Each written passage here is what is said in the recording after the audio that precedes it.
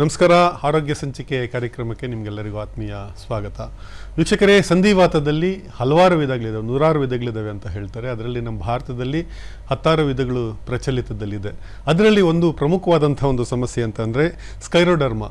ಈ ಸ್ಕ್ಲೆರೋಡರ್ಮಾ ಅಂತ ಅಂದರೆ ಏನು, ಅದರ ಒಂದು ಸಮಸ್ಯೆ ಏನು, ಅದರಿಂದ ಯಾವ ರೀತಿ ತೊಂದರೆಗಳು ಉಂಟಾಗ್ತವೆ, ಅದರಿಂದ ಹೊರಬರೋ ರೀತಿ ಏನು, ಅದರ ಚಿಕಿತ್ಸಾ ವಿಧಾನಗಳು ಹೇಗೆ, ಜೀವನ ಶೈಲಿ ಹೇಗಿರಬೇಕು, ಹೀಗೆ ಹಲವು ವಿಷಯಗಳ ಬಗ್ಗೆ ನಮ್ಮ ಜೊತೆ ಚರ್ಚೆ ಮಾಡಲಿಕ್ಕೆ ನಮ್ಮ ಕಾರ್ಯಕ್ರಮದಲ್ಲಿ ಪಾಲ್ಗೊಂಡಿದ್ದಾರೆ ಸಂಧಿವಾತ ಮತ್ತು ಕೀಲು ರೋಗ ತಜ್ಞರಾದಂತಹ ಡಾಕ್ಟರ್ ಮಹಾಬಲೇಶ್ವರ ಮಮದಾಪುರ ಅವರು ನಮ್ಮ ಜೊತೆ ಇದ್ದಾರೆ. ಅವರು JSS ಮೈಸೂರಿನ JSS ಆಸ್ಪತ್ರೆಯಲ್ಲಿ ಅವರು ಕಾರ್ಯನಿರ್ವಹಿಸ್ತಾ ಇದ್ದಾರೆ. ಡಾಕ್ಟರ್, ಕಾರ್ಯಕ್ರಮಕ್ಕೆ ನಿಮಗೆ ಆತ್ಮೀಯ ಸ್ವಾಗತ. ನಮ್ಮ ಸಂಧಿವಾತ ಅಂತಂದರೆ ಮನುಷ್ಯನಿಗೆ ಜೀವನ ಪರ್ಯಂತ ಕಾಡುವಂಥ ಭಾಳ ಒಂದು ಪ್ರಮುಖವಾದ ಒಂದು ಸಮಸ್ಯೆ, ಆರೋಗ್ಯ ಸಮಸ್ಯೆ. ಆ ಸಂಧಿವಾತದಲ್ಲಿ ಹಲವಾರು ವಿಧಗಳಿದ್ದಾವೆ ಅಂತ ಕೇಳ್ಪಟ್ಟಿದ್ದೇವೆ. ಅದರಲ್ಲಿ ಸ್ಕ್ಲೆರೋಡರ್ಮಾ ಅನ್ನುವಂಥದ್ದು ಒಂದು ಬೃಹದಾಕಾರವಾಗಿರುವಂಥ ಒಂದು ಸಮಸ್ಯೆ. ಮೂಲಭೂತವಾಗಿ ಸ್ಕ್ಲೆರೋಡರ್ಮಾ ಅಂತಂದರೆ ಏನು ಡಾಕ್ಟ್ರೇ ಅಂತ? ಸ್ಕ್ಲೆರೋಡರ್ಮಾ ಇದೊಂದು ಗ್ರೀಕ್ ಪದ. ಸ್ಕ್ಲಿರೋ ಅಂದರೆ ಚರ್ಮ ಗಟ್ಟಿಯಾಗುವುದು. ಬೇಸಿಕಲಿ ಸ್ಕ್ಲಿರೋ ಅಂದರೆ ಗಟ್ಟಿಯಾಗುವುದು, ಡರ್ಮಾ ಅಂತಂದರೆ ಚರ್ಮ. ಸೊ ಸ್ಕ್ಲೆರೋಡರ್ಮಾ ಈ ಪದದ ಒಂದು ಅಕ್ಷರ ಸಹ ಅರ್ಥ ಚರ್ಮ ಗಟ್ಟಿಯಾಗುವುದು. ಇದು ಯಾಕೆ ಈ ಹೆಸರಿಟ್ಟರು ಅಂತಂದರೆ, ಈ ಒಂದು ಕಾಯಿಲೆಯಲ್ಲಿ ಸುಮಾರು ವಿಂಗಡಗಳಿವೆ, ಸುಮಾರು ಥರದ ರೋಗಗಳಿವೆ. ಎಲ್ಲ ರೋಗಗಳಲ್ಲೂ ಕೂಡ ಸಾಮಾನ್ಯವಾಗಿ ಚರ್ಮ ಗಟ್ಟಿಯಾಗುತ್ತೆ. ಸೊ ಆ ಸಮಸ್ಯೆಯಿಂದ ಈ ಹೆಸರು. ಯಾವ ವಿಧಗಳಿದ್ದಾವೆ ಸ್ಕ್ಲೆರೋಡರ್ಮಾದಲ್ಲಿ? ವಿಧಗಳ ವಿವರಿಸೋದಾದ್ರೆ ಹೇಗೆ? ಸ್ಕ್ಲೆರೋಡರ್ಮಾದಲ್ಲಿ ಸಾಮಾನ್ಯವಾಗಿ ನಾವು ಬ್ರಾಡ್ಲಿ ಕ್ಲಾಸಿಫೈ ಮಾಡಬೇಕು ಅಂತಂದರೆ ಲೋಕಲೈಸ್ಡ್ ಸ್ಕ್ಲೆರೋಡರ್ಮಾ, ಸ್ಥಳೀಯ ಸ್ಕ್ಲೆರೋಡರ್ಮಾ ಅಂತಲೂ ಹೇಳ್ತೀವಿ. ಇನ್ನು ಸಿಸ್ಟಮಿಕ್ ಸ್ಕ್ಲೆರೋಸಿಸ್ ಅಂದರೆ ವ್ಯವಸ್ಥಿತ ಸಿಸ್ಟಮಿಕ್ ಸ್ಕ್ಲೆರೋಸಿಸ್ ಅಂತ ಹೇಳ್ತೀವಿ. ಈ ಸಿಸ್ಟಮಿಕ್ ಸ್ಕ್ಲೆರೋಸಿಸಲ್ಲಿ ಮತ್ತೆ ಉಪವಿಂಗಡಗಳು ಅಂತ ಹೇಳಿದಾಗ ಡಿಫ್ಯೂಸ್ ಸಿಸ್ಟಮಿಕ್ ಸ್ಕ್ಲೆರೋಸಿಸ್ ಮತ್ತು ಲಿಮಿಟೆಡ್ ಸಿಸ್ಟಮಿಕ್ ಸ್ಕ್ಲೆರೋಸಿಸ್ ಅಂತ ಹೇಳ್ತೀವಿ ಸರ್. ಅಂದರೆ ಈಗ ಡಾಕ್ಟ್ರೆ, ಈ ಸ್ಕ್ಲೆರೋಡರ್ಮಾ ಬರೋದಕ್ಕೆ ಮೂಲಭೂತವಾಗಿ ಏನು ಕಾರಣಗಳೇನು ಅಂತ ಹೇಗೆ? ಓಕೆ, ಸ್ಕ್ಲೆರೋಡರ್ಮಾ ಬರೋದಕ್ಕೆ ಸಾಮಾನ್ಯವಾಗಿ ಮುಖ್ಯವಾಗಿ ಒಂದು 3 ಕಾರಣಗಳನ್ನು ಹೇಳ್ತೇವೆ. ಒಂದು ಇನ್ಕ್ರೀಸ್ಡ್ ಇನ್ನೇಟ್ ಇಮ್ಯುನಿಟಿ ಅಥವಾ ಇಮ್ಯುನಿಟಿ ಜಾಸ್ತಿ ಓವರ್ ಆ್ಯಕ್ಟಿವ್ಲಿ ಕೆಲಸ ಮಾಡೋದು ಅಂತ ಹೇಳ್ತೇವೆ. ಇದು ನಾನು ಮುಂದೆ ಎಕ್ಸ್ಪ್ಲೇನ್ ಮಾಡ್ತೇನೆ. ಆಮೇಲೆ ರಕ್ತನಾಳಗಳಲ್ಲಿ ಸ್ವಲ್ಪ ತೊಂದರೆ ಆಗುವುದು. ಆಮೇಲೆ excessive scarring of the tissue, collagen ಅಂಶ ದೇಹದಲ್ಲಿ ಜಾಸ್ತಿ ಆಗುವುದು. ಮೊದಲನೇದಾಗಿ ನಮ್ಮ ಇಮ್ಯುನಿಟಿ ತುಂಬ ಜಾಸ್ತಿಯಾಗಿ ಕೆಲಸ ಮಾಡುತ್ತೆ, ಓವರ್ ರಿಯಾಕ್ಟಿವಿಟಿ ಅಂತ ಹೇಳ್ತೇವೆ. ಸಾಮಾನ್ಯವಾಗಿ ನಮ್ಮ ಎಲ್ಲರ ದೇಹದಲ್ಲೂ ಒಂದು ರೋಗ ನಿರೋಧಕ ಶಕ್ತಿ ಅಂತ ಇರುತ್ತೆ. ಈ ರೋಗ ನಿರೋಧಕ ಶಕ್ತಿ ಯಾವುದೇ ಒಂದು ಕ್ರಿಮಿ ಆದರೂ ಆಗಿರಲಿ, ಇನ್ಫೆಕ್ಷನ್ ಆದರೂ ಆಗಿರಲಿ, ಇದ್ರ ಜೊತೆ ಹೋರಾಡುವಂಥ ಒಂದು ವ್ಯವಸ್ಥೆ ಶಕ್ತಿ. ಈ ರೋಗ ನಿರೋಧಕ ಶಕ್ತಿ ಯಾವಾಗಲೂ ಇನ್ಫೆಕ್ಷನ್ ವಿರುದ್ಧ ಹೋರಾಡಬೇಕು. ಇದು ನಮ್ಮ ದೇಹದ ಮೇಲೆ ದಂಡೆತ್ತಿ ಬಂದಾಗ ಏನಾಗಬಹುದು? ಉದಾಹರಣೆಗೆ ನಮ್ಮ ದೇಶವನ್ನು ಕಾಯುವಂಥ ಸೈನಿಕರು, ಇವರು ಒಂಥರ ನಮ್ಮ ರೋಗ ನಿರೋಧಕ ಶಕ್ತಿ ಇದ್ದಂಗೆ. ಈ ಸೈನಿಕರು ನಮ್ಮ ದೇಶದ ಮೇಲೆ ದಂಡೆತ್ತಿ ಬಂದಾಗ ಹಾನಿ ಆಗುತ್ತೆ. ಸೊ ಇಲ್ಲಿ ಕೂಡ ಅದೇ ಥರ ಓವರ್ ರಿಯಾಕ್ಟಿವ್ ಇಮ್ಯುನಿಟಿ ಆದಾಗ ಅದು ನಮ್ಮ ದೇಹಕ್ಕೆ ಆವರಿಸಿಕೊಂಡಾಗ ಡ್ಯಾಮೇಜ್ ಆಗ್ಬೋದು ಒಂದು. ಇನ್ನು damage to the small blood vessels ಅಂದರೆ ದೇಹದಲ್ಲಿರುವ ಚಿಕ್ಕ ಚಿಕ್ಕ ರಕ್ತನಾಳಗಳಿಗೆ ಡ್ಯಾಮೇಜ್ ಆದಾಗ, ಸರಿಯಾಗಿ ರಕ್ತ ಸಪ್ಲೈ ಆಗಲ್ಲದೆ ಇದ್ದಾಗ ಆ ಒಂದು ಅಂಗಾಂಗಕ್ಕೆ ಹಾನಿ ಆಗ್ಬೋದು. ಇನ್ನೊಂದು excessive scarring of the tissue. ಈಗ ಯಾವುದೇ ಒಂದು ಗಾಯ ಆದಾಗ ನಮ್ಮೆಲ್ಲರ ದೇಹದಲ್ಲಿ ಕೊಲಾಜಿನ್ ಉತ್ಪತ್ತಿ ಆಗುತ್ತೆ. ಈ ಕೊಲಾಜಿನ್ ಉತ್ಪತ್ತಿ ಆಗೋದ್ರಿಂದ ಆ ಗಾಯವನ್ನು ಒಂದು ನಾವು ಹೀಲಿಂಗ್ ಪವರು ಸ್ವಲ್ಪ ಬೇಗ ಆಗಿ ಈ ಕೊಲಾಜಿನಿಂದ ಸ್ಕಾರ್ ಆಗುತ್ತೆ, ಕಲೆ ಆಗುತ್ತೆ. ಸೊ ಸಾಮಾನ್ಯವಾಗಿ ಎಲ್ಲರ ದೇಹದಲ್ಲೂ ಕೊಲಾಜಿನ್ ಇರುತ್ತೆ. ಬಟ್ ಈ ರೋಗಿಗಳಲ್ಲಿ ಈ ಕೊಲಾಜಿನ್ ಅಂಶ ತುಂಬ ಜಾಸ್ತಿ ಆದಾಗ ಇದು ಚರ್ಮದಲ್ಲಿ ಶೇಖರಣೆ ಆಗ್ಬೋದು, ದೇಹದ ವಿವಿಧ ಅಂಗಾಂಗಗಳಲ್ಲಿ ಶೇಖರಣೆ ಆದಾಗ ಫೈಬ್ರೋಸಿಸ್ ಆಗುತ್ತೆ. ಸೊ ಇದರ ಜೊತೆಗೆ ಸುಮಾರು ಪ್ರಚೋದಕಗಳು ಅಂತ ಹೇಳ್ತೇವೆ. ಈಗ ಕೆಲವೊಬ್ಬರಿಗೆ ಜೀನ್ಸ್ ಸಸೆಪ್ಟಿಬಿಲಿಟಿ ಇರುತ್ತೆ, ಅವರಲ್ಲಿ ಆನುವಂಶಿಕ ಜೀನ್ಸ್ ಇರ್ಬೋದು. ಅದ್ರ ಜೊತೆಗೆ ವೇರಿಯಸ್ ಅವ್ರು ಮಾಡುವಂಥ ಕೆಲಸಗಳು, ಈಗ ಉದಾಹರಣೆಗೆ ಸ್ಯಾಂಡ್ ಬ್ಲಾಸ್ಟ್ ಮೈನ್ಸಲ್ಲಿ ಸ್ಯಾಂಡ್ ಇದರಲ್ಲಿ ಕೆಲಸ ಮಾಡೋರಲ್ಲಿ ಇದು ಜಾಸ್ತಿ ಅಂತ ಕಂಡು ಬಂದಿದೆ. ಕೆಲವೊಬ್ಬರಿಗೆ ವೈರಲ್ ಇನ್ಫೆಕ್ಷನ್, ಎಪ್ಸ್ಟೈನ್ ಬಾರ್ ವೈರಸ್ ಅಂತ ಹೇಳ್ತೀವಿ. ಈ ವೈರಸ್ ಇನ್ಫೆಕ್ಷನ್ ಆದಮೇಲೂ ಕೆಲವೊಬ್ಬರಲ್ಲಿ ಕಂಡು ಬಂದಿದೆ. ಸೊ ಈ ಥರ ಸುಮಾರು ಕಾರಣಗಳು ಇರ್ಬೋದು ಅಂತ ನಾವು ಪ್ರತಿಪಾದನೆ ಮಾಡಿದ್ದೇವೆ. ಇದು ರೆನಾರ್ಡ್ ಫಿನಾಮಿನಾನ್ ಅಂತ ಅಂದ್ಬಿಟ್ಟು ಹೇಳ್ತಾರಲ್ಲ, ಅದೇನು, ವಾಟ್ ಇಸ್ ದಟ್, ಹೇಗೆ ಅಂತ? ಓಕೆ, ಈ ರೆನಾರ್ಡ್ ಫಿನಾಮಿನಾ ಅಥವಾ ರೆನಾರ್ಡ್ ವಿದ್ಯಮಾನ ಅಂತ ಹೇಳ್ತೀವಿ. ಈಗ ನಮ್ಮ ಕೈಗಳಲ್ಲಿ ಸುಮಾರು ರಕ್ತನಾಳಗಳಿರುತ್ತೆ, ಕೈ ಬೆರಳುಗಳಲ್ಲಿ. ಈ ರಕ್ತನಾಳಗಳು ಯಾವುದಾದ್ರೂ ಒಂದು ತಂಪಾದ ವಾತಾವರಣಕ್ಕೆ ಒಡ್ಡಿಕೊಂಡಾಗ ಅಥವಾ ಯಾವುದಾದ್ರೂ ಒಂದು ಇಮೋಷನಲ್ ಸ್ಟ್ರೆಸ್ ವಾತಾವರಣಕ್ಕೆ ಒಡ್ಡಿಕೊಂಡಾಗ ಈ ರಕ್ತನಾಳಗಳು ಕಿರಿದಾಗುತ್ತೆ. ಈ ರಕ್ತನಾಳಗಳು ಕಿರಿದಾದಾಗ ಅಲ್ಲಿ ನಿಮಗೆ ಉದಾಹರಣೆ ಅಂದ್ರೆ ಹೇಗೆ ಅಂತ, ನೀರಿನ ಜೊತೆಲಿ ಆಟ ಆಡಿದಾಗ ಈ ತರದ್ದು, ನೀರಿನ ಜೊತೆ ಕೆಲಸ ಮಾಡಿದಾಗ ಈ ತರದ್ದು ಏನಾದ್ರು ಆಗುತ್ತಾ ಹೇಗೆ ಅಂತ? ಹೌದು ಸರ್. ಉದಾಹರಣೆಗೆ ಈ ರಕ್ತನಾಳಗಳು ಕಿರಿದಾದಾಗ ಅಲ್ಲಿ ರಕ್ತ ಸಪ್ಲೈ ಆಗಲ್ಲ. ಸೊ ಇದಕ್ಕೆ ನಿಮಗೆ ಪ್ರಚೋದಕಗಳು ಯಾವುದು ಅಂದ್ರೆ, ಈಗ ನೀವು ಹೇಳಿರೋ ಹಾಗೆ ತಣ್ಣೀರಲ್ಲಿ ಕೆಲಸ ಮಾಡಿದಾಗ, ಬೆಳಗ್ಗೆಯಲ್ಲಿ ನೀವು ಏನೋ ಕೆಲಸ ಮಾಡ್ತಾ ಇರ್ತೀರ ಅಥವಾ ತಂಪಾದ ವಾತಾವರಣ ಇದ್ದಾಗ ಬೆರಳುಗಳು ಬಿಳಿಚ್ಕೊಳ್ಬೋದು ಅಂತ ಹೇಳ್ತೀವಿ. ಫಸ್ಟು ಬೆರಳುಗಳು ವೈಟ್ ಆಗುತ್ತೆ, ಆಮೇಲೆ ನೀಲಿ ಬಣ್ಣ ಆಗ್ಬೋದು. ಇದು ಸಾಮಾನ್ಯವಾಗಿ 10 ರಿಂದ 15 ನಿಮಿಷದವರೆಗೂ ಇರುತ್ತೆ. ಇದು ಟ್ರಾನ್ಸಿಯೆಂಟ್ ಫಿನಾಮಿನಾ, ಟೆಂಪರರಿ ಫಿನಾಮಿನಾ. ಆಮೇಲೆ 10 ರಿಂದ 15 ನಿಮಿಷ ಆದಮೇಲೆ ಸಾಮಾನ್ಯವಾಗಿ ನಾರ್ಮಲ್ ಬೆರಳಿನ ಕಲರು, ರೆಡ್ ಕಲರು ಬರ್ಬೋದು. ಸೊ ಇದು ಸ್ಕ್ಲಿರೋಡರ್ಮಾ ಇರುವಂಥ ರೋಗಿಗಳಲ್ಲಿ ಒಂದು ಸುಮಾರು 90 ರಿಂದ 99% ರೋಗಿಗಳಲ್ಲಿ ಇದು ಕಂಡುಬರುವಂಥ ಒಂದು ರೋಗ ಲಕ್ಷಣಗಳು. ಈ ಸ್ಕ್ಲೆರೋಡರ್ಮಾ ಆರಂಭಿಕ ಲಕ್ಷಣಗಳು ಹೇಗೆ ಕಂಡು ಬರ್ತವೆ, ಹೇಗಿರುತ್ತೆ ಆರಂಭಿಕ ಲಕ್ಷಣ ಅಂತ, ಹೇಗೆ ಅದನ್ನು ಫೈಂಡ್ ಔಟ್ ಮಾಡೋದು, ಈ ಥರದ್ದು ಒಂದು ಸಮಸ್ಯೆ ಇದೆ ಅಂತ ಗೊತ್ತಾಗೋದು ಹೇಗೆ ಅಂತ? Okay sir. ಈಗ ಸ್ಕ್ಲೆರೋಡರ್ಮಾದ ಆರಂಭಿಕ ರೋಗ ಲಕ್ಷಣ ಅಂತಂದರೆ ಇದನ್ನು ಪತ್ತೆ ಹಚ್ಚೋದು ಆ್ಯಕ್ಚುಲಿ ಕಷ್ಟ. ಈಗ ನಾನು ಹೇಳಿರೋ ಹಾಗೆ ರೆನಾಲ್ಡ್ ವಿದ್ಯಮಾನ ಸಾಮಾನ್ಯವಾಗಿ ಫಸ್ಟ್ ಬರುವಂಥ ಒಂದು ರೋಗ ಲಕ್ಷಣ, ಸಿಂಪ್ಟಮ್ಸ್ ಸರ್. 90 to 99% ಜನರಲ್ಲಿ ಫಸ್ಟ್ ಬರುತ್ತೆ. ಬಟ್ ಕೆಲವೊಬ್ಬರು ಇದನ್ನು ನೋಡಿದ್ರು ಏನೋ ತಣ್ಣೀರಲ್ಲಿ ಕೆಲಸ ಮಾಡ್ತಿದ್ದೀನಿ, ನಾರ್ಮಲ್ ಆಗಿ ಬೆರಳು ಕಲರ್ ಚೇಂಜ್ ಆಗ್ತಿರ್ಬೋದು ಅಂತ ಬಿಡ್ಬೋದು. ಬರೀ ರೆನಾಲ್ಡ್ ವಿದ್ಯಮಾನ ಇರುವಂಥ ರೋಗಿಗಳು ಬರುವುದು ತುಂಬ ಅಪರೂಪ. ಇನ್ನು ಕೆಲವೊಬ್ಬರಲ್ಲಿ ಏನಾಗುತ್ತೆ ಅಂದರೆ ಮುಂದೆ ಹೋಗ್ತಾ ಹೋಗ್ತಾ ಚರ್ಮ ಗಟ್ಟಿ ಆಗುತ್ತೆ. ಚರ್ಮ ಗಟ್ಟಿ ಆದಾಗಲೂ ಅದು ಯಾವ ಥರ ಅಂತಂದರೆ ಬರೀ ಕೈಗಳಲ್ಲಿ ಚರ್ಮ ಗಟ್ಟಿ ಆದರೂ ಗೊತ್ತಾಗಲ್ಲ. ಮುಖದ ಮೇಲೆ ಇವ್ರಿಗೇನಾದರೂ ಚರ್ಮ ಗಟ್ಟಿ ಆದಾಗ ಒಂದು ಅವರ ಫೇಸ್ ಹೇಗಿರುತ್ತಲ್ಲ ಅದು ಮಾರ್ಫಾಲಜಿ ಚೇಂಜ್ ಆದಾಗ ಆವಾಗ ಅವ್ರಿಗೆ ಒಂದು ಅರಿವು ಬರ್ಬೋದು. ಸೊ ಆರಂಭಿಕ ರೋಗ ಲಕ್ಷಣ ಅಂದರೆ ರೆನಾಲ್ಡ್ಸ್ ವಿದ್ಯಮಾನ ಹಾಗೂ ಚರ್ಮ ಗಟ್ಟಿ ಆಗುವುದು, ಇದು ಸಾಮಾನ್ಯವಾಗಿ ಚರ್ಮ ಗಟ್ಟಿ ಆಗುವಂಥದ್ದು. ಸೊ ಆ ಒಂದು ಸಮಸ್ಯೆ ಇದ್ದಾಗ ವೈದ್ಯರನ್ನು ಸಂಪರ್ಕಿಸಿ ಸೂಕ್ತ ಚಿಕಿತ್ಸೆಗೆ ಒಂದು ಸಜ್ಜಾಗಬೇಕಾಗತ್ತೆ ಅಂತ ನೀವು ಹೇಳ್ತಾ ಇದ್ದೀರಾ ಅಂತ. ಈ ಮಾರ್ಫಿಯಾ ಅಂತ ಅಂದರೆ ಏನು, ವಾಟ್ ಇಸ್ ದಟ್ ಅಂತ, ಅದರ ಬಗ್ಗೆ ವಿವರಿಸೋದಾದರೆ ಹೇಗೆ ಅಂತ? Okay sir. ಈಗ ನಾನು ಆಗಲೇ ನಾವು ಮಾತಾಡಿರೋ ಹಾಗೆ ಸ್ಕ್ಲೆರೋಡರ್ಮಾದಲ್ಲಿ ಬೇಸಿಕಲಿ 2 ಟೈಪ್ಸ್, ಲೋಕಲೈಸ್ಡು ಹಾಗೂ ಸಿಸ್ಟಮಿಕ್ ಸ್ಕ್ಲೆರೋಸಿಸ್. ಈ ಲೋಕಲೈಸ್ ಸ್ಕ್ಲೆರೋಡರ್ಮಾ ಅಂದರೆ ಸ್ಥಳೀಯ ಅಂಥೇಳಿ, ದೇಹದ ಯಾವುದಾದ್ರೂ ಒಂದು ಭಾಗದಲ್ಲಿ ಚರ್ಮ ಗಟ್ಟಿ ಆಗ್ಬೋದು. ಸೊ ಅದೇ ಥರ ಒಂದು ಭಾಗಕ್ಕೆ ನಾವು ಮಾರ್ಫಿಯಾ ಅಂತ ಹೇಳ್ತೇವೆ. ಈ ಮಾರ್ಫಿಯಾ ಚಿಕ್ಕ ಮಕ್ಕಳಲ್ಲಿ ಸಾಮಾನ್ಯವಾಗಿ ಕಂಡುಬರುತ್ತೆ. ಹಾಗೂ ಇದು ದೇಹದ ಯಾವುದೇ ಭಾಗ, ಮುಖದಲ್ಲಿ ಆಗ್ಬೋದು, ಹೊಟ್ಟೆಯಲ್ಲಿ ಆಗ್ಬೋದು. ಇಲ್ಲಿ ಚರ್ಮ ಸ್ವಲ್ಪ ಗಟ್ಟಿ ಆಗ್ಬೋದು. ಇದರ ಜೊತೆಗೆ ಆ ಒಂದು ಪರ್ಟಿಕ್ಯುಲರ್ ಒಂದು ಏರಿಯಾದಲ್ಲಿ ನೇರಳೆ ಅಂಚಿರ್ಬೋದು, ಹಾಗೂ ಸ್ವಲ್ಪ ಎರಿಥಿಮ್ಯಾಟಸ್ ಅಂತ ಸ್ವಲ್ಪ ಕೆಂಪಾಗಿ ಕಾಣ್ಬೋದು, ಸ್ವಲ್ಪ ಬಿಳುಪಾಗಿ ಇರ್ಬೋದು. ಸೊ ಇದು ಹೋಗ್ತಾ ಹೋಗ್ತಾ ಸುಮಾರು ವರ್ಷಗಳಾದಮೇಲೆ ಕಪ್ಪು ಬಣ್ಣಕ್ಕೆ ತಿರುಗಿಕೊಳ್ಬೋದು. ಸೊ ಬಟ್ ಇದು ಯಾವುದೇ ಕಾರಣಕ್ಕೂ ದೇಹದ ತುಂಬೆಲ್ಲ ಹರಡುವುದಿಲ್ಲ. ಎಲ್ಲಿ ಇದು ಫಸ್ಟ್ ಬಂದಿರುತ್ತಲ್ಲ, ಈಗ ಮುಖದಲ್ಲಿ ಬಂತು ಅಥವಾ ಹೊಟ್ಟೆಯಲ್ಲಿ ಬಂತು, ಅಲ್ಲಿಗಷ್ಟೇ ಸೀಮಿತ ಆಗಿರುತ್ತೆ. ಇದಕ್ಕೆ ನಾವು ಸ್ಥಳೀಯ ಸ್ಕ್ಲೆರೋಡರ್ಮಾ ಅಂತ ಹೇಳ್ತೇವೆ. ಸೊ ಸಾಕಷ್ಟು ಇದು ಸಮಸ್ಯೆಗಳು ಇದರಿಂದ ಕಂಡು ಬರುತ್ತೆ ಅಂತ. ಈ ಸಂಧಿ ಮತ್ತು ಸ್ನಾಯು ನೋವು ಏನಕ್ಕೆ ಬರುತ್ತೆ ಅಂತ, ಈ ಸಮಸ್ಯೆಯಲ್ಲಿ, ಈ ರೋಗದಲ್ಲಿ ಸಂಧಿ ಮತ್ತು ಸ್ನಾಯು ನೋವು ಬರೋದು ಏನಕ್ಕೆ, ಏನು ಕಾರಣ ಅಂತ? Okay sir. ಈಗ ಸ್ಕ್ಲೆರೋಡರ್ಮಾದಲ್ಲಿ ಸುಮಾರು ರೋಗ ಲಕ್ಷಣಗಳು ಬರ್ಬೋದು. ಚರ್ಮದ ಜೊತೆ ಬೇರೆ ಅಂಗಾಂಗಳೆಲ್ಲ ತೊಂದರೆ ಆಗ್ಬೋದು. ಸೊ ಅದಕ್ಕೆ ತಕ್ಕಂತೆ ಕೆಲವೊಬ್ಬರಲ್ಲಿ ಕೀಲು ನೋವು ಬರುತ್ತೆ. ಯಾವ ಥರ ಅಂದರೆ, ಈಗ ನಾನು ಈಗಾಗಲೇ ಹೇಳಿರೋ ಹಾಗೆ ಕೊಲಾಜನ್ ಕೀಲುಗಳಲ್ಲಿ ಸೇರ್ಕೊಳ್ಬೋದು. ಕೀಲುಗಳಲ್ಲಿ ಸೇರ್ಕೊಂಡಾಗ ಕೈ ಮಡಚುವುದು ಸ್ವಲ್ಪ ಕಷ್ಟ ಆಗುತ್ತೆ. ಕೈ ಗಟ್ಟಿಯಾಗಿರ್ಬೋದು, ಅಥವಾ ಕೈ ಈ ಥರ ನಮಗೆ ಮುಷ್ಟಿ ಮಾಡೋದಕ್ಕೆ ಆಗೋದಿಲ್ಲ ಅಂತ ಕೆಲವೊಬ್ಬರು ಬರ್ತಾರೆ. ಇನ್ನು ಕೆಲವೊಬ್ಬರಲ್ಲಿ ಸೈನೋವೈಟಿಸ್ ಅಂತ ಹೇಳ್ತೀವಿ. ಈ ಬೆರಳುಗಳು ಊತ ಆಗುತ್ತೆ. ಬೆರಳುಗಳ ಊತ ಆದಾಗ ಅಲ್ಲಿ ಇನ್ಫ್ಲಮೇಷನ್, ಉರಿಯೂತ ಜಾಸ್ತಿ ಆದಾಗ ಬೆಳಗ್ಗೆ ಎದ್ದಾಗ ಇವರಿಗೆ ಕೈ ಒಂದು ಮುಷ್ಟಿ ಮಾಡೋದಕ್ಕೆ ಕಷ್ಟ ಆಗ್ಬೋದು, ನೋವು ಬರ್ಬೋದು.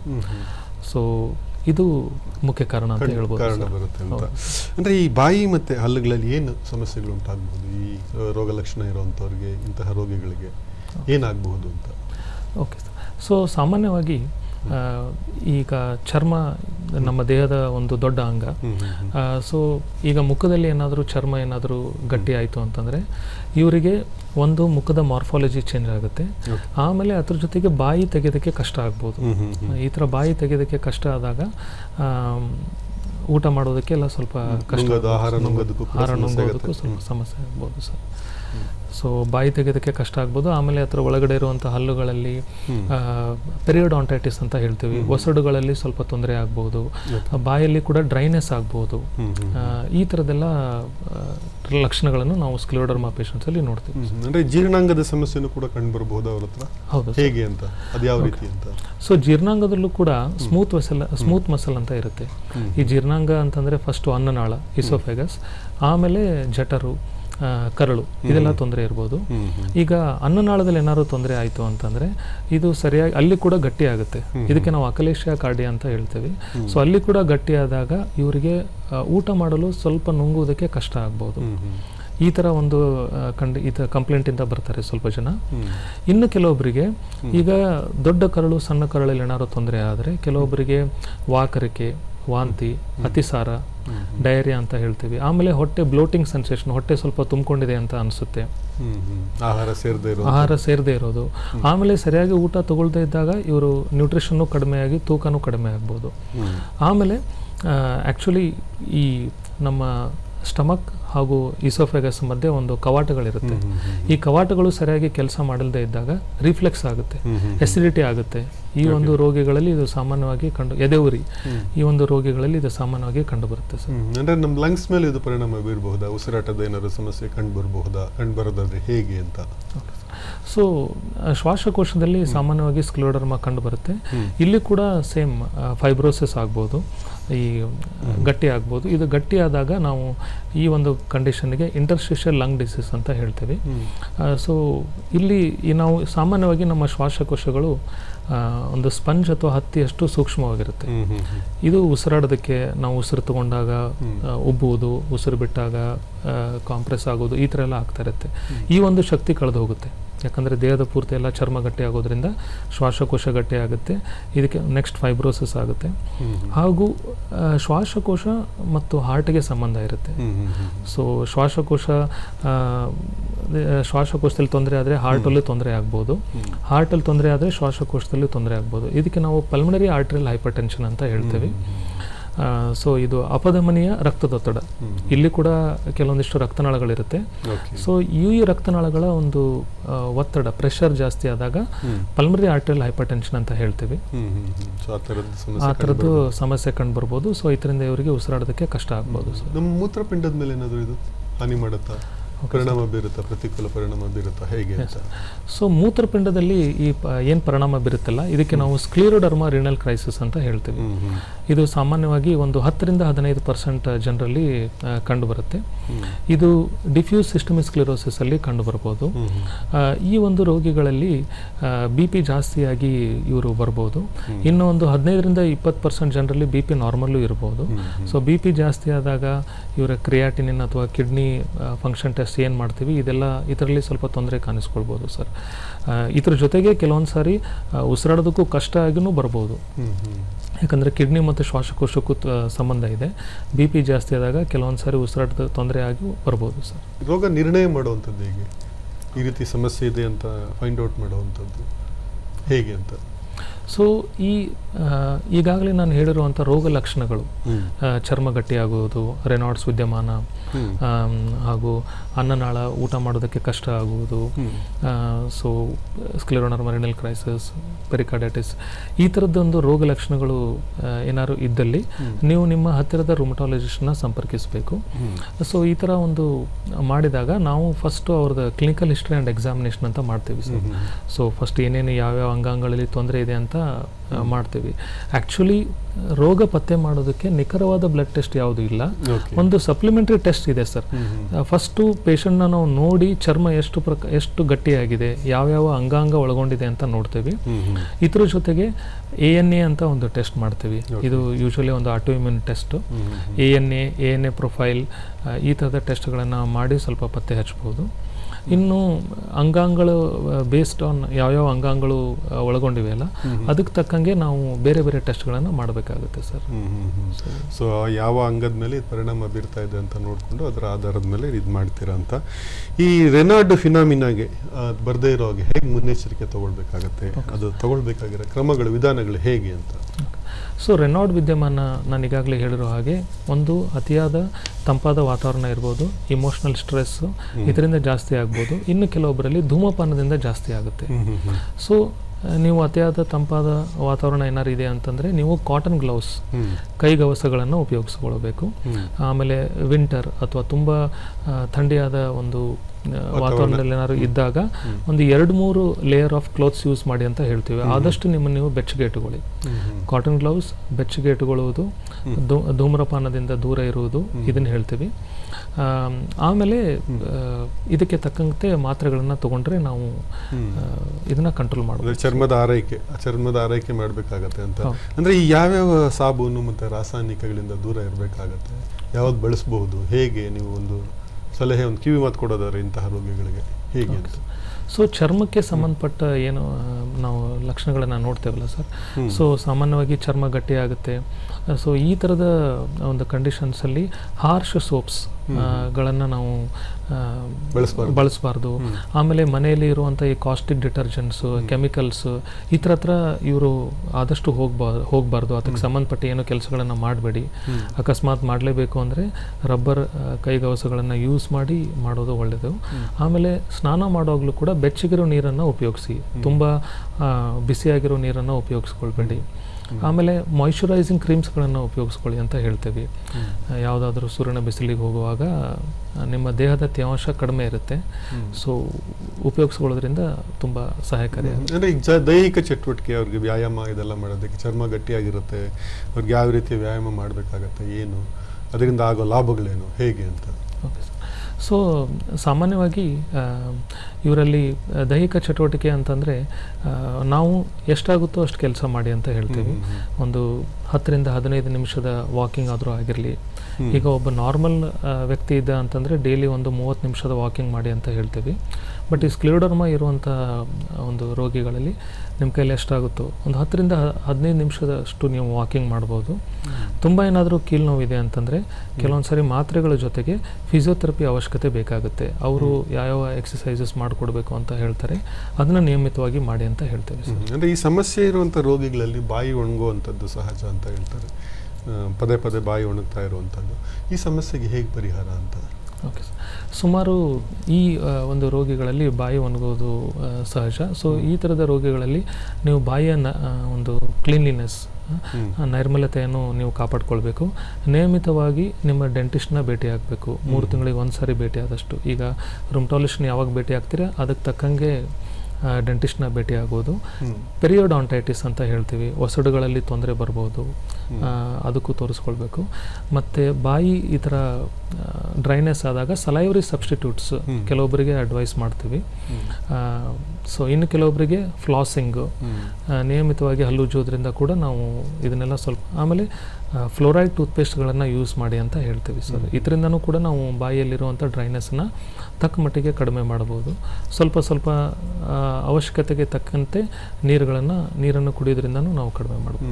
ಅಂದರೆ ಈ ಥರದ ರೋಗಿಗಳಲ್ಲಿ ಅದೇ ನೀವು ಹೇಳ್ದಾಗೆ ಲಂಗ್ಸು ಮತ್ತು ಮೂತ್ರಪಿಂಡ ಈ ಥರದ್ದೆಲ್ಲ ಒಂದು ಸಮಸ್ಯೆಗಳು ಕಂಡು ಬರ್ತವೆ. ಇದಕ್ಕೆಲ್ಲ ಚಿಕಿತ್ಸೆ ಆ ರೋಗಿಯ ಲಕ್ಷಣಗಳು ತಕ್ಕ ಕೊಡ್ತೀರಾ ಹೇಗೆ ಅಂತ?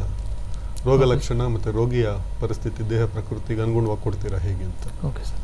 ಸೊ ಸ್ಕ್ಲೆರೋಡರ್ಮ ಕಾಯಿಲೆಯನ್ನು ನಾವು ಈಗ ಇದೇ ನಿಖರವಾದ ಚಿಕಿತ್ಸೆ ಅಂತ ನಾವು ಸ್ಕ್ಲೆರೋಡರ್ಮ ಕಾಯಿಲೆಗೆ ಇದುವರೆಗೂ ಕಂಡುಹಿಡಿಯೋದಕ್ಕಾಗಿಲ್ಲ. ಬಟ್ ಈಗ ಯಾವ್ಯಾವ ಅಂಗಾಂಗ ಒಳಗೊಂಡಿದೆಯಲ್ಲ, ಸೊ ಅದಕ್ಕೆ ತಕ್ಕಂತೆ ಅದು ಪ್ರೋಗ್ರೆಸ್ ಆಗಬಾರ್ದು ಅಂತ ಹೇಳಿ ನಾವು ಟ್ರೀಟ್ಮೆಂಟ್ ಕೊಡ್ಬೋದು.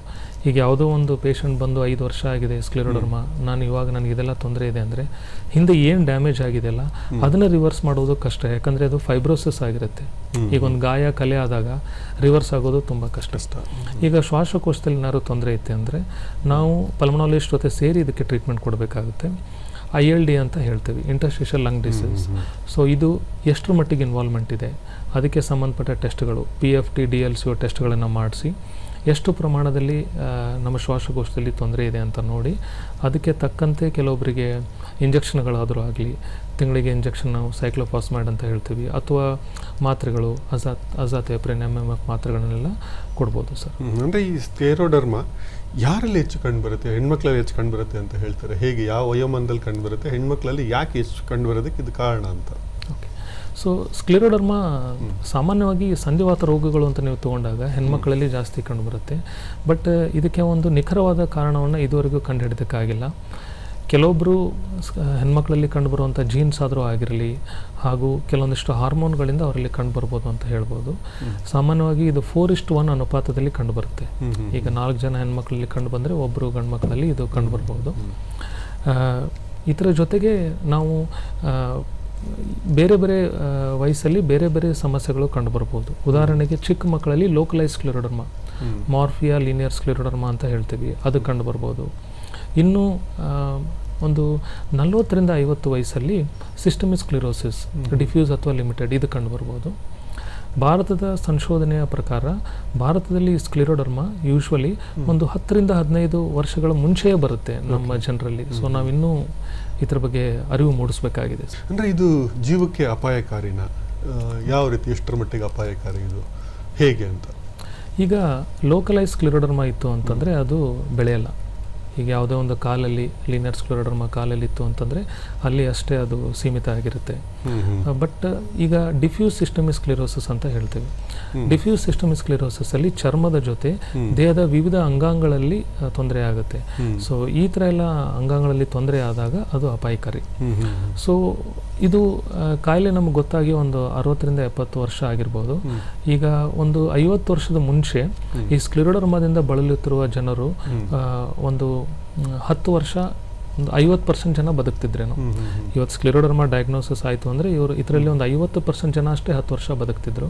ಸೊ ಇವಾಗ ಇದೆಲ್ಲ ಟ್ರೀಟ್ಮೆಂಟ್ ಬಂದಾದ್ಮೇಲೆ ಈ 50% ಜನ ಇವಾಗ 65% ಆಗಿದೆ, ಹತ್ತತ್ರ ಒಂದು 65%. ಇದು ನಮ್ಮ ಸಂಶೋಧನೆ ಹಾಗೂ ನಮ್ಮ ಹೊಸದಾಗಿರುವಂಥ ಎಲ್ಲ ಟ್ರೀಟ್ಮೆಂಟ್ಗಳು ಆವಿಷ್ಕಾರದಿಂದ ನಾವು ಇನ್ನೂ ಈ ಒಂದು ಸ್ಕ್ಲೆರೋಡರ್ಮಾ ರೋಗಿಗಳಿಗೆ ಇನ್ನೂ ಒಳ್ಳೆಯದನ್ನು ಮಾಡ್ಬೋದು. ಅತ್ಯಾಧುನಿಕ ಚಿಕಿತ್ಸಾ ವಿಧಾನ ಮತ್ತೆ ಅವರು ಸೂಕ್ತ ಚಿಕಿತ್ಸೆ ಪಡೆಯೋದ್ರಿಂದ ಅವರ ಒಂದು ಲೈಫ್ ಸ್ಪ್ಯಾನ್ ಜಾಸ್ತಿ ಆಗಿದೆ ಅಂತ ಹೇಳ್ತಾ ಇದ್ದೀರಾ. ಇದು ಈ ಸಮಸ್ಯೆ ಇರುವಂಥವ್ರು ಜೀವನದ ಜೊತೆ ಹೇಗೆ ನಿರ್ವಹಣೆ ಮಾಡಬೇಕಾಗತ್ತೆ, ಹೇಗೆ ಬದುಕು ಸಾಗಿಸ್ಬೇಕಾಗತ್ತೆ, ಹೇಗೆ ಈ ರೋಗನ ನಿರ್ವಹಣೆ ಮಾಡಿಕೊಂಡು ಜೀವನ ನಡೆಸಬೇಕಾಗತ್ತೆ ಅಂತ?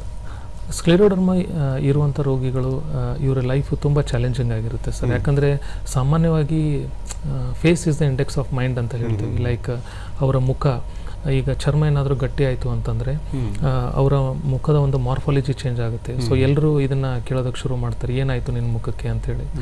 ಸೊ ಇದು ತುಂಬ ಇವ್ರನ್ನ ಡಿಪ್ರೆಷನ್ಗೆ ಒಳಪಡಿಸುತ್ತೆ, ತುಂಬ ಖಿನ್ನತೆ ಒಳಗಾಗ್ತಾರೆ. ಇವರಿಗೆ ಅಂಗಾಂಗಗಳಲ್ಲಿ ಯಾವುದೇ ತೊಂದರೆ ಇದ್ದರೂ ಕೂಡ, ಏನೋ ಮೇಜರ್ ಡ್ಯಾಮೇಜ್ ಆದರೂ ಕೂಡ ಅವ್ರ ಅದ್ರ ಬಗ್ಗೆ ಅಷ್ಟು ಯೋಚನೆ ಮಾಡಲ್ಲ. ಸಾಮಾನ್ಯವಾಗಿ ಈ ಒಂದು ಚರ್ಮ, ನನ್ನ ಚರ್ಮ ಯಾಕೆ ಇನ್ನೂ ಗಟ್ಟಿಯಾಗಿದೆ, ಯಾಕೆ ಸಾಫ್ಟ್ ಆಗ್ತಿಲ್ಲ, ಯಾವಾಗ ಸರಿ ಹೋಗುತ್ತೆ, ಯಾವಾಗ ಇದು ಸಾಲ್ಟ್ ಆ್ಯಂಡ್ ಪೆಪ್ಪರ್ ಅಂತ ಹೇಳ್ತೀವಿ, ಬಿಳಿ ಆಕಾರದ ಇದು ಚರ್ಮ ಯಾವಾಗ ನಾರ್ಮಲ್ ಆಗುತ್ತೆ, ಅವರಲ್ಲಿ ಅಷ್ಟು ಪೇಷನ್ಸ್ ಇರಲ್ಲ. ಸೊ ಸಾಮಾನ್ಯವಾಗಿ ಇದು 2ರಿಂದ 5 ವರ್ಷ ಹತ್ರ ಟೈಮ್ ತೊಗೊಳುತ್ತೆ ಟ್ರೀಟ್ಮೆಂಟ್ ತೊಗೊಂಡ್ರು ಕೂಡ. ಸೊ ಇದನ್ನೆಲ್ಲ ನಾವು ಅವರಿಗೆ ತಿಳಿಸಿ ಹೇಳಬೇಕು.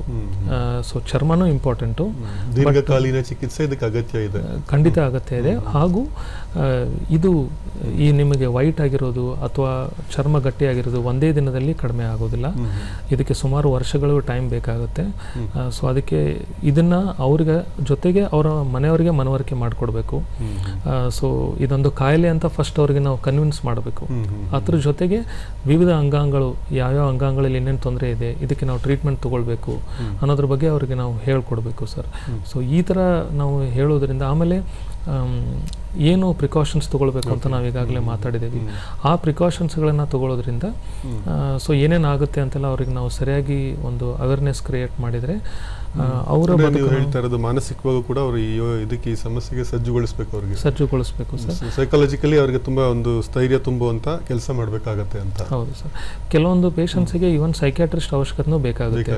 ಇದನ್ನು ನಾವು ಅವರಿಗೆ ಬೇಗ ಪತ್ತೆ ಹಚ್ಚಿ ಅವರ ಒಪಿನಿಯನ್ ಎಲ್ಲ ತಗೊಂಡು ಅವರಿಗೆ ಆದಷ್ಟು ನಾವು ಸಹಾಯ ಮಾಡಬೇಕಾಗುತ್ತೆ. ಅಂದರೆ ಆಹಾರ ಏನೇನು ಇದು ಪಥ್ಯ ಇದೆ, ಅವ್ರಿಗೆ ಯಾವ ಆಹಾರ ಸೇವಿಸಬೇಕು, ಯಾವ ಆಹಾರ ಒಳ್ಳೆಯದಲ್ಲ, ಹೇಗೆ ಸಸ್ಯಾಹಾರಿಗಳಿಗೆ ಹೇಗೆ, ಮಾಂಸಾಹಾರಿಗಳಿಗೆ ಹೇಗೆ ಯಾವ ರೀತಿ ಆಹಾರ, ಪೂರಕ ಆಹಾರಗಳು, ಪೌಷ್ಟಿಕ ಆಹಾರ ಇವರು ಸೇವಿಸಬೇಕಾಗತ್ತೆ ಅಂತ. ಸೊ ಈ ಸ್ಕ್ಲೆರೋಡರ್ಮಾ ಇರುವಂಥ ರೋಗಿಗಳಿಗೆ ನಾನೀಗಾಗಲೇ ಹೇಳಿರೋ ಹಾಗೆ ಕಂಪ್ಲೀಟಾಗಿ ಈಗ ನಮ್ಮ ಥರ ಊಟ ಮಾಡೋದಕ್ಕಾಗಲ್ಲ. ನಾರ್ಮಲಿ ನಾವು ದಿನಕ್ಕೆ 3 ಸಾರಿ ಊಟ ಮಾಡ್ತೀವಿ. ಇವರಿಗೆ ನಾವು ಯಾವ ಥರ ಹೇಳ್ತೇವೆ ಅಂದರೆ ಸ್ವಲ್ಪ ಪ್ರಮಾಣದ ಆಹಾರ ದಿನಕ್ಕೆ ಒಂದು 6 ಸಾರಿ ಊಟ ಮಾಡಿ, ಸ್ವಲ್ಪ ಪ್ರಮಾಣದಲ್ಲಿ ತಗೊಳ್ಳಿ. ಯಾಕೆಂದರೆ ನಿಮ್ಮ ಅನ್ನನಾಳಕ್ಕೆ ಅಷ್ಟು ಶಕ್ತಿ ಇಲ್ಲ, ಅದು ನುಂಗುವಂಥ ಶಕ್ತಿ ಇರಲ್ಲ, ಅಸಿಡಿಟಿ ರಿಫ್ಲೆಕ್ಸಸ್ ಇರುತ್ತೆ. ಸೊ ಹಾಗೂ ಒಂದು ಸೆಮಿ ಸಾಲಿಡ್ ಆಹಾರವನ್ನು ಉಪಯೋಗಿಸಿ, ಆಮೇಲೆ ಊಟ ಆದಮೇಲೆ ಕನಿಷ್ಠ 1 ಗಂಟೆವರೆಗೂ, 1 ರಿಂದ 2 ಗಂಟೆವರೆಗೂ ಮಲಗಬೇಡಿ, ಸ್ವಲ್ಪ ವಾಕ್ ಮಾಡಿ. ಹಾಗೂ ನೀವು ಮಲ್ಕೊಳ್ಳುವಾಗ ಅಟ್ಲೀಸ್ಟ್ ನಿಮ್ಮ ತಲೆದಿಂಬು ಒಂದು 30 to 45 ಡಿಗ್ರಿ ಸ್ವಲ್ಪ ಮೇಲೇನೆ ಇರಬೇಕು. ಸೊ ಸಮತಟ್ಟಾದ ಇದರಲ್ಲಿ ನೀವು ಮಲಗಿದರೆ ರಿಫ್ಲೆಕ್ಸ್ ಜಾಸ್ತಿ ಆಗುವಂಥ ಚಾನ್ಸ್ ಇರುತ್ತೆ. ಇನ್ನು ವೆಜಿಟೇರಿಯನ್ ಡೈಟ್, ನಾನ್ ವೆಜಿಟೇರಿಯನ್ ಡೈಟ್, ಯಾವುದೇ ಸಂಧಿವಾತ ರೋಗಗಳಲ್ಲಿ ನಾವು ಸಾಮಾನ್ಯವಾಗಿ ಏನು ಕಂಡುಹಿಡಿದಿದ್ದೇವೆ ಅಂತಂದರೆ, ಮೆಡಿಟರೇನಿಯನ್ ಡೈಟ್ ಯಾವ ಆಹಾರದಲ್ಲಿ ಫ್ರೂಟ್ಸ್ ಆ್ಯಂಡ್ ವೆಜಿಟೇಬಲ್ಸ್ ಜಾಸ್ತಿ ಇರುತ್ತೆ ಆ ಆಹಾರದಲ್ಲಿ ಆ್ಯಂಟಿ ಇನ್ಫ್ಲಮೇಟರಿ ಫೀಚರ್ಸು ಜಾಸ್ತಿ. ಈಗ ಮಾಂಸಾಹಾರದಲ್ಲಿ ನಾವು ಹೇಳಬೇಕು ಅಂದರೆ ಈ ಒಂದು ಆ್ಯಂಟಿ ಇನ್ಫ್ಲಮೇಟರಿ ಫೀಚರ್ಸ್ ಫಿಶಲ್ಲಿ ಕಂಡು ಬಂದಿದೆ. ಕೆಲವೊಬ್ಬರಿಗೆ ಫಿಶ್ ತೊಗೊಳ್ಳಿ ಅಂತ ಹೇಳ್ತೀವಿ, ಎಗ್ ತೊಗೊಳ್ಳಿ ಅಂತ ಹೇಳ್ತೀವಿ, ಇನ್ನು ಬೇರೆ ಮಾಂಸಾಹಾರನ ಕಡಿಮೆ ಮಾಡೋದಕ್ಕೆ ಹೇಳ್ತೀವಿ. ಬಟ್ ನಿಖರವಾಗಿ ಸ್ಕ್ಲೆರೋಡರ್ಮಾದಲ್ಲಿ ಇದೇ ಮಾಡಿ ಅಂತ ಇದುವರೆಗೂ ಮಾಹಿತಿ ಕಡಿಮೆ. ಬಟ್ ಏನು ಆಹಾರ ತೊಗೊಳ್ತೀರಾ ಅದನ್ನ ನೀವು ಒಂದು 5 ರಿಂದ 6 ಸಾರಿ ಡಿವೈಡೆಡ್ ಇದರಲ್ಲಿ ನೀವು ತೊಗೊಂಡ್ರೆ ಒಳ್ಳೆಯದು ಅಂತ. ಸೊ ಆಹಾರ ಅಂದರೆ ಕಡಿಮೆ ಆಹಾರ ಸೇವಿಸೋದು ಅಂದರೆ 6 ಭಾಗ ಮಾಡಿಕೊಂಡು ಆಹಾರ ಸೇವಿಸುವಂಥದ್ದು ಹೆಚ್ಚು ರೀತಿಯಲ್ಲಿ ಸೂಕ್ತ ಅಂತ ನೀವು ಹೇಳ್ತಾ ಇದ್ದೀರಾ. ಇಂತಹ ರೋಗಿಗಳಿಗೆ, ಇಂತಹ ಸಮಸ್ಯೆ ಇರುವಂಥವ್ರಿಗೆ ಕುಟುಂಬದ ಬೆಂಬಲ ಎಷ್ಟರ ಮಟ್ಟಿಗೆ ಮುಖ್ಯ ಆಗುತ್ತೆ, ಹೇಗೆ ಅಂತ? ಸೊ ಈಗ ನಾವು ಸುಮಾರು ಸಾರಿ ನೋಡ್ತೀವಿ ಸರ್, ಸ್ಕ್ಲೆರೋಡರ್ಮಾ ಇರುವಂಥ ಪೇಷಂಟ್ಸ್ಗಳಲ್ಲಿ ಈಗ ನಾನು 10 ಜನರು ನೋಡಿದರೆ 10 ಜನರಲ್ಲೂ ಡಿಪ್ರೆಷನ್ ಇರುತ್ತೆ. ಈಗ ಈ ಎಲ್ಲ ಸಂಧಿವಾತ ರೋಗಗಳಲ್ಲಿ ಡಿಪ್ರೆಷನ್ ಇರಲೇಬೇಕು ಅಂತೇನಿಲ್ಲ, ಬಟ್ ಈ ಒಂದು ಕಾಯಿಲೆಗಳಲ್ಲಿ ಸುಮಾರು ಎಲ್ಲರಲ್ಲೂ ಡಿಪ್ರೆಷನ್ ಇರುತ್ತೆ. ಸೊ ನಾವು ಅವರಿಗೆ ಧೈರ್ಯ ಕೊಟ್ಟು ಫಸ್ಟ್ ಅವ್ರ ಮನೆಯವ್ರನ್ನ ಕರಿತೀವಿ, ಮನೆಯವ್ರನ್ನ ಕರೆದು ಅವರಿಗೆ ಕನ್ವಿನ್ಸ್ ಮಾಡಬೇಕು ಇದು ಕಾಯಿಲೆ ಅಂತ. ನಾವು ಫಸ್ಟ್ ಅವ್ರನ್ನ ಕನ್ವಿನ್ಸ್ ಮಾಡಿ ಆಮೇಲೆ ಚರ್ಮದ ಡಾಕ್ಟರ್ನ ಇನ್ವಾಲ್ವ್ ಮಾಡಿಕೊಂಡು, ಆಮೇಲೆ ದೀರ್ಘಾವಧಿಯ ಕಾಯಿಲೆ ಇದು ಒಂದೇ ದಿನದಲ್ಲಿ ನೀವು ಸ್ವಲ್ಪ ದಿನ ಚೆನ್ನಾಗಿದ್ದೀನಿ ಅಂತ ಮಾತ್ರ ನಿಲ್ಲಿಸಂಗಿಲ್ಲ. ಯಾವುದೇ ಸಂಧಿವಾತ ರೋಗಗಳು ಇನ್ಕ್ಲೂಡಿಂಗ್ ಸ್ಕ್ಲೆರೋಡರ್ಮಾ ಲೈಫ್ ಲಾಂಗ್ ಕಾಯಿಲೆ, ಲೈಫ್ ಲಾಂಗ್ ಇರುತ್ತೆ. ಬಟ್ ಕೆಲವೊಬ್ಬರಿಗೆ ಲೈಫ್ ಲಾಂಗ್ ಮಾತ್ರೆ ತಗೊಳ್ಳುವಂಥ ಅವಶ್ಯಕತೆ ಇಲ್ಲ. ಬಟ್ ಯಾವ ಅಂಗಾಂಗಗಳಿಗೆ ತೊಂದರೆ ಇದೆ ಅದಕ್ಕೆ ತಕ್ಕಂಗೆ ಟ್ರೀಟ್ಮೆಂಟ್ ಕೊಡ್ತೀವಿ. ಸೊ ನಿಯಮಿತವಾಗಿ ನೀವು ವೈದ್ಯರ ಹತ್ರ ಚೆಕಪ್ ಮಾಡಿಸ್ಕೊಳ್ಬೇಕು. ಸೊ ಇದಕ್ಕೆ ಒಂದು ಫ್ಯಾಮಿಲಿ ಬೆಂಬಲ ಬೇಕೇ ಬೇಕು ಅಂತ ಹೇಳ್ತೀವಿ ಸರ್. ಡಾಕ್ಟರೇ, ಭಾಳಷ್ಟು ವಿಷಯಗಳನ್ನು ತಿಳಿಸ್ಕೊಟ್ರಿ. ನಮ್ಮ ವೀಕ್ಷಕರ ಪರವಾಗಿ, ನಮ್ಮ ಚಂದನ ವಾಹಿನಿಯ ಪರವಾಗಿ ನಿಮಗೆ ಅನಂತ ಧನ್ಯವಾದಗಳು. ಇದೊಂದು ಅವಕಾಶ ಮಾಡಿಕೊಟ್ಟ DD ಚಂದನ ವಾಹಿನಿಗೆ ನನ್ನ ಧನ್ಯವಾದಗಳು. ವೀಕ್ಷಕರೇ, ಇದು ಸ್ಕ್ಲೆರೋಡರ್ಮಾ ಸಮಸ್ಯೆ, ಸಂಧಿವಾತದಲ್ಲಿ ಕಂಡುಬರುವಂಥ ಒಂದು ಪ್ರಮುಖವಾದ ಸಮಸ್ಯೆ. ಇದಕ್ಕೆ ಚಿಕಿತ್ಸೆ ಇದೆ. ಸೂಕ್ತ ರೀತಿಯ ಚಿಕಿತ್ಸಾ ವಿಧಾನದಿಂದ ನಮ್ಮ ಜೀವನ ಶೈಲಿಯನ್ನು ಬದಲಾವಣೆ ಮಾಡಿಕೊಂಡು ಈ ಒಂದು ಸಮಸ್ಯೆಯಿಂದ ಹೊರಬರೋದಕ್ಕೆ ಪ್ರಯತ್ನ ಮಾಡಿ ಅಂತ ನಾವು ಕೂಡ ಹೇಳ್ತಾ ಇದ್ದೇವೆ. ಧನ್ಯವಾದಗಳು.